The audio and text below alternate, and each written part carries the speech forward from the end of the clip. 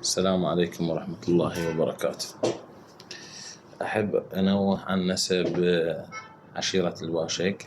عشيرة الباشك هي عشيرة ركابية الأصل، إحدى عشائر الصالح. هذه العشيرة من أراضيها وتاريخها كانت تسكن بأرض تسمى أم الدانك، حاليا عند عشائر آل مزيود.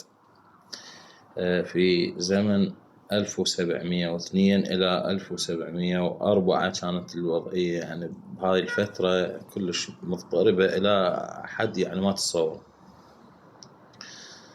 فكانت هذه العشيرة مع لحمة أخوتها وعشائرها، يعني بالنسبة إلى عشيرة العوتشي وعشيرة الهبة، وكانت لا توجد هذه التسميات يعني بالنسبة ما تسمى بعشيرة الباشق وعشيرة العوتشي وكذا، وكانت تسمى بويتات. آنذاك كان يجمعهم الاسم الجامع اللي هم شوهينات يصيحوا لهم. فشوهينات أحب أوضح عن اسم شاهين، إحنا عندنا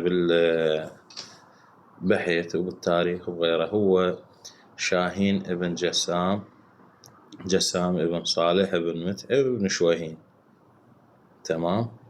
فشوهين اللي تقصد عليه الأصل اللي هو جد صالح اللي هو أبو متعب.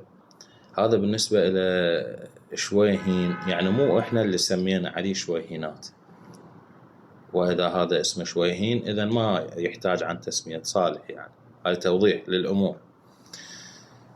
إحنا سمونا شويهينات على اسم جدنا شاهين اللي هو أخو فليح وأخو سالم أو مسلم اللي هو جد القريشات. وبعد ما أريد أدخل بتفاصيل